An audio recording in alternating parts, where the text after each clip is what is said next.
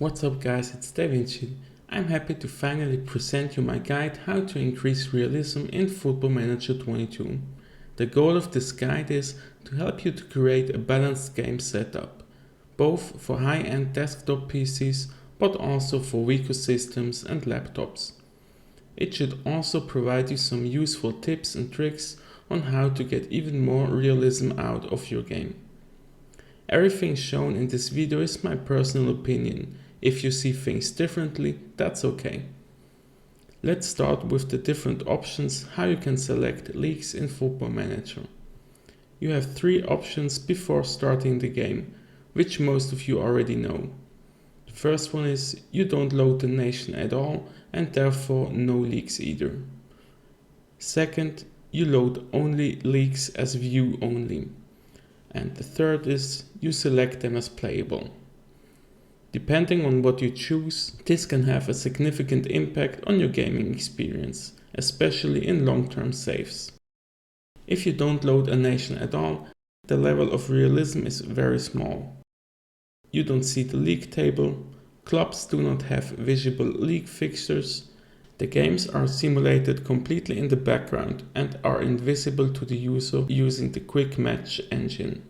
This engine uses less parameters as the full match engine, so there are less details and there are likely to be less surprises.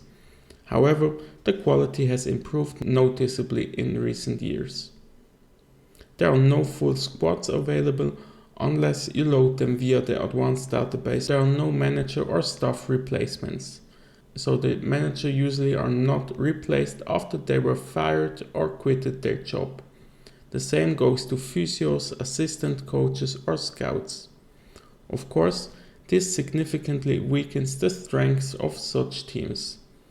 Even if the IA compensates for some factors, a team from a playable league will always be stronger with the same squad on average as from an unloaded league. In this example, with only Switzerland as playable and no other nation loaded, they literally doubled their points in 15 years in the 5 years ranking. It's not that difficult to be successful in smaller nations in such scenarios. Club finances are fixtures and are set by the AI, so these clubs do not have a traceable financial history. This option is not really suitable for a realistic simulation. The next option is view only. This mainly gives you visual advantages. You see the league table and that's pretty much it. But it does make sense to load players from view-only leagues via the advanced database. So you can see full squads if there are players available in the database. You could do this for unloaded nations too, and there will be even new gens generated, but without even a league table, it doesn't really make sense to me to set it up like this. The transfer activity could be slightly better, but I'm not 100% sure. So even if it has mainly visual advantages, this option definitely adds some realism on your gaming experience. A playable league brings several advantages and is necessary for a realistic simulation. Both the squads and staff are visible and will be replaced later in the game if necessary. The transfer activity is represented realistically. Even more realistic with my mod in my Increased Realism Megapack. The link to this mod is also in the description. The finances are simulated correctly, so if a club earns a lot of money, this will also have a long-term effect, in this case a positive one. This is the option I recommend to choose the most for your safe game. I would also add more playable nations with only the top division instead of less nations, but down to level 2 or 3. This gives you a more balanced save game.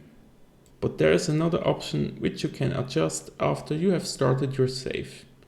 You can change the detail level of every available competition. This is often overlooked but has a significant impact in both directions, positive and negative. So what are the advantages there? Game stats, results are usually much more realistic. For example, top scorers in leagues or in international competitions score much more often as without full detail. There's actually only one negative thing about full detail: the amount of CPU power needed. So we have now reached a point where most of the older CPUs with less than 6 cores say goodbye to us. If you really simulate a lot of competitions like this, even the latest high-end CPUs do need some time to process through the weeks. The reason for this is that those competitions takes so much data to process into account that all cores of your CPU are fully used. You'll notice that especially on Friday, Saturday and Sunday, due to the high amount of matches played. The transfer windows will also benefit of multi-core usage. If you want to know how strong your PC or laptop is, take a look at this beautiful thread at the SI forum from Brother Ben. There are 4 different benchmarks available with lots of systems tested.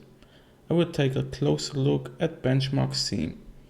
There you see the impact of full detail to the game speed. This gets even more obvious if you compare the 4-core Intel i3 10100F from benchmark A with the 16-core Intel i9 12900K. In benchmark A, they only have a difference of 32 seconds or about 40%. In benchmark C, the difference skyrockets and the i9 is already over 400% faster. There was no benchmark D made of the Intel i3, but if the processor wouldn't died already, he would still be simulating today. So please take your time and do some benchmarks to help others to get a better overview of their CPU performance. This brings me to a general topic. What slows the game's processing speed down the most? As mentioned above, simulating multiple leaks in full detail takes the top spot here. A lot of playable leaks, even without full detail, slows down your game also pretty much. Custom data in general makes your game slower, but there are differences depending on the type of data used. Leak files, especially those which are down to level 8 or 10, do have a massive impact on processing speed.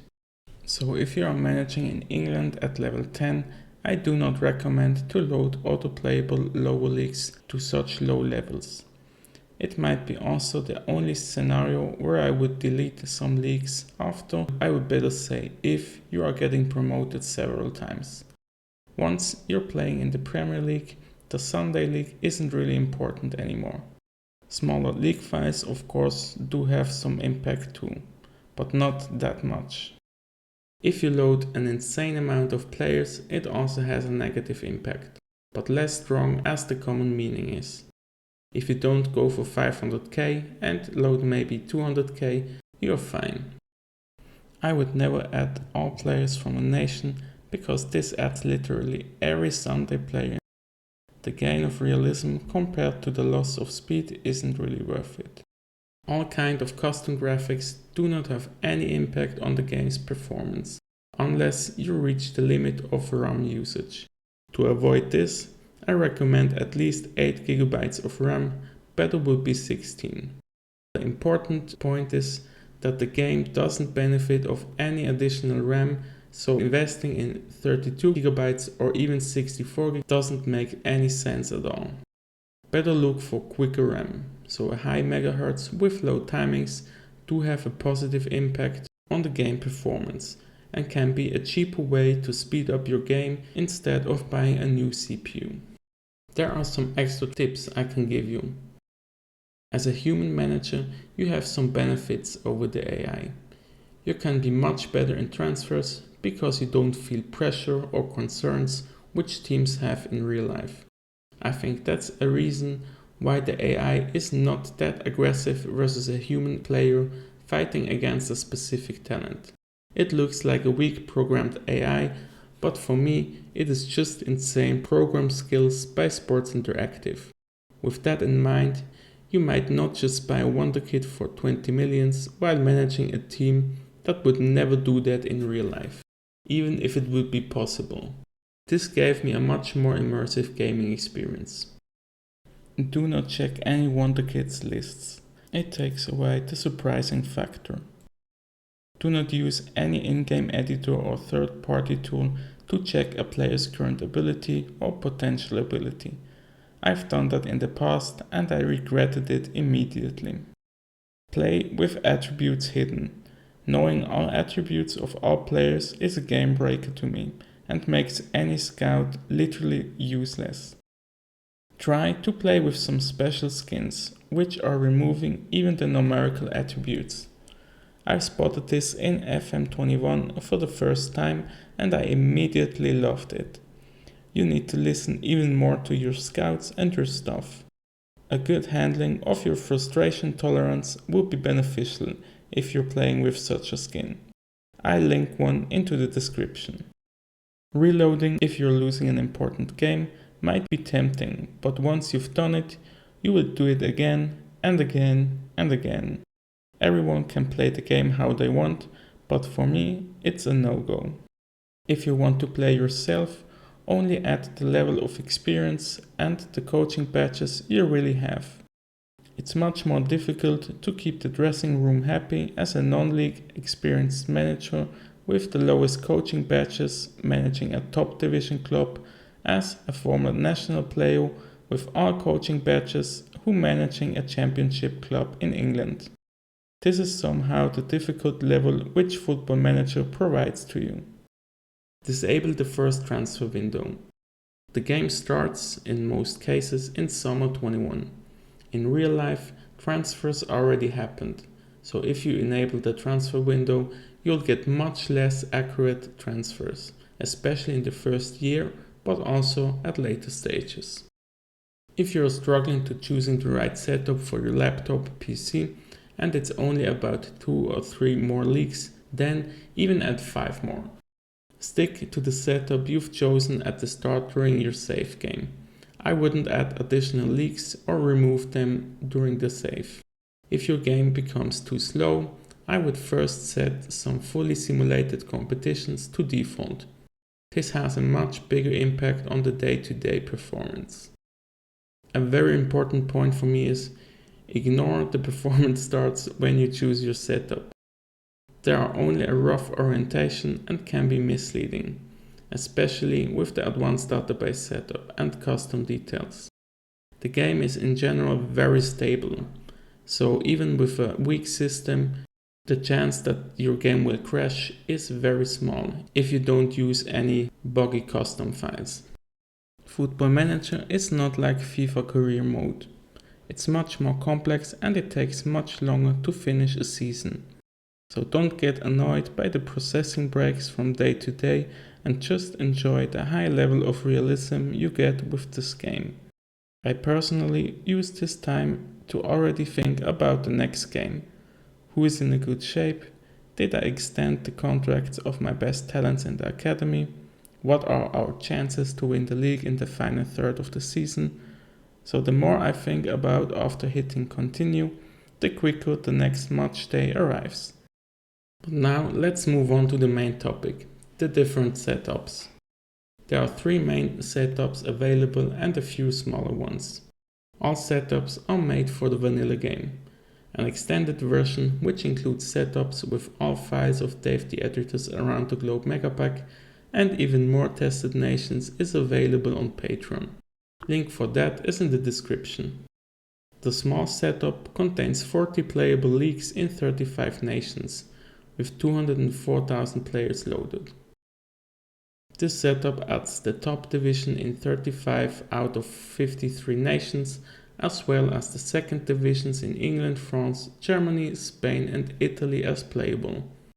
All the other leagues are as view only, with players added via the advanced database.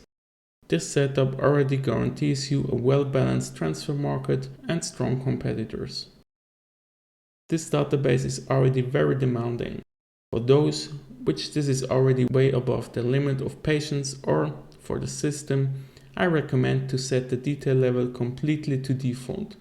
If it's still too slow, take a look at my additional setups. The medium setup contains 64 playable leagues in 41 nations with 212,000 players. Compared to the small setup, The medium setup option goes down the league pyramid and adds second and third divisions of the bigger nations, but also some top divisions of smaller nations. If you can't choose between this or the small one, take this one. The large one contains 97 playable leagues in 53 nations with 220,000 players. The smell of a burning CPU can be quite romantic, right?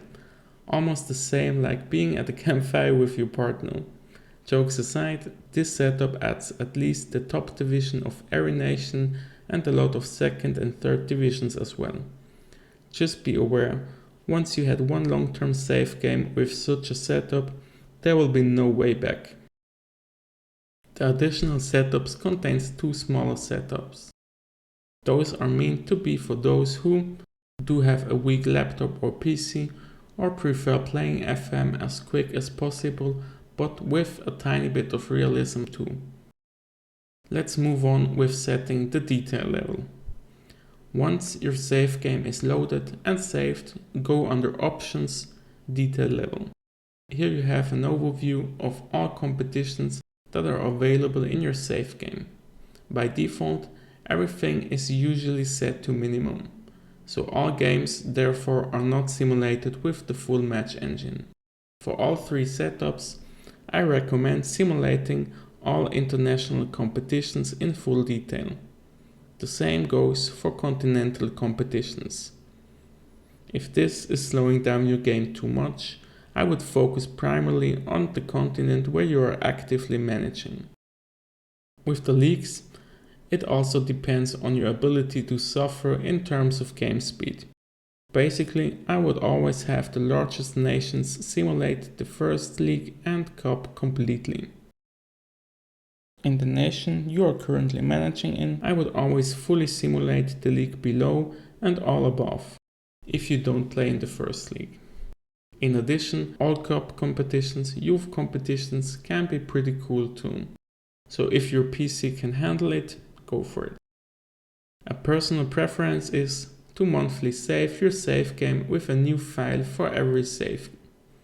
It takes a lot of space, but you can delete most of them from time to time, but I would keep one per year in minimum. If you are unsure how to install all the mods into the game, take a look at the video linked above.